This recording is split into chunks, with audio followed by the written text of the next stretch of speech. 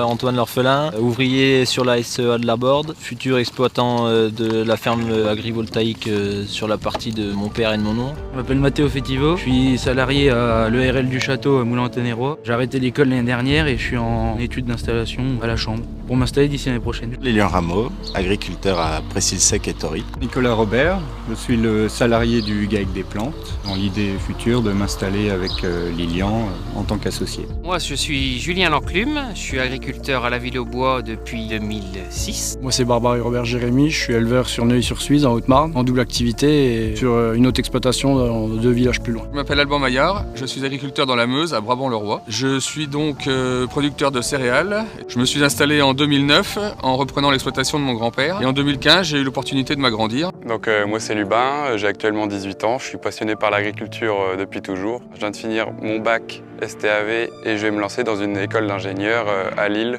pendant 5 ans. Moi c'est Monsieur Marguerite Samuel, salarié à la Cuba du Ronceau depuis 4 ans. J'ai eu l'opportunité l'année dernière de m'installer sur l'exploitation ici au Bézard à Sainte-Geneviève-des-Bois. Je suis Delphine Petit, je suis actuellement en reconversion professionnelle pour devenir exploitante agricole dans un projet d'agrivoltaïsme avec un élevage ovin.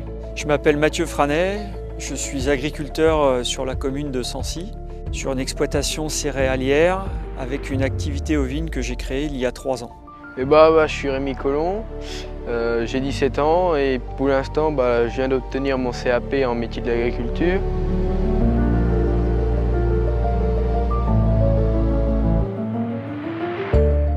Alors moi mes attentes pour le projet agrivoltaïque c'est avant tout de travailler avec des agriculteurs pour travailler en commun et ensemble. Le projet agrivoltaïque avec les bergeries d'Ennemont me permet de pouvoir développer quelque chose d'intéressant parce que je trouve que l'agrivoltaïsme c'est un très bon projet pour l'agriculture en France. On est dans des régions où il y a de plus en plus de chaleur l'été.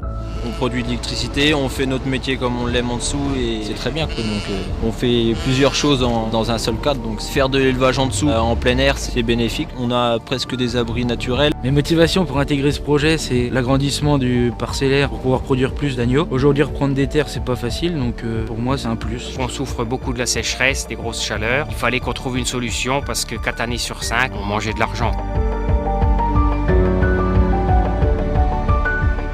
Aujourd'hui, on a 2 grosses problématiques qui sont le climat. On a des extrêmes dans les 2 sens. On a aussi la problématique économique. Les intrants ont fortement augmenté ces dernières années. Je souhaite vraiment revenir à ce que j'ai toujours voulu faire, par passion.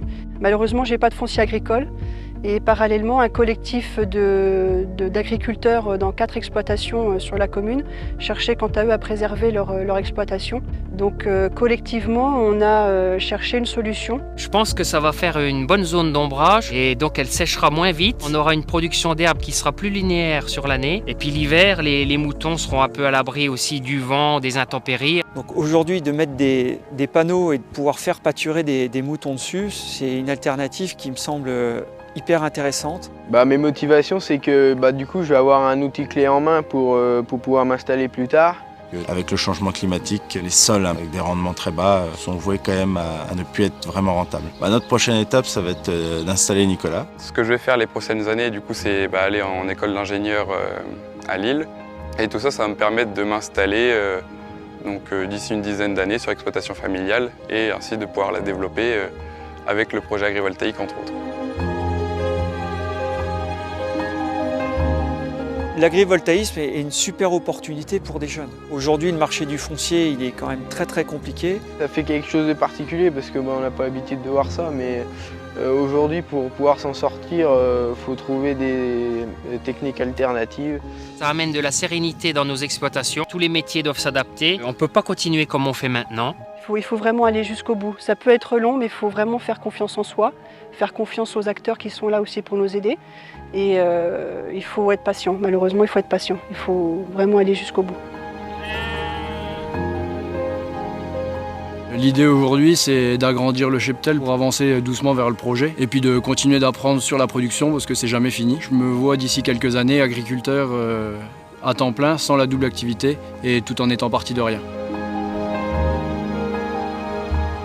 Ici on est en Moulins-en-Tonnerrois sur des terres, je pâture en berger itinérant et j'ai des contrats sous des panneaux photovoltaïques à la centrale de Massangy. L'été je fais pâturer donc sous les centrales de Massangy et de Nitry chez EDF Renouvelable. Ça fait quand même du bien-être aux animaux, pour la chaleur et pour l'eau que je donne quand même 3 fois moins sous des centrales. Ça rapporte un plus à l'exploitation qui sans ça n'aurait pas permis de finir de m'installer en janvier. J'aimerais bien que des autres jeunes puissent aussi s'installer grâce à des projets qui sont en place dans notre secteur.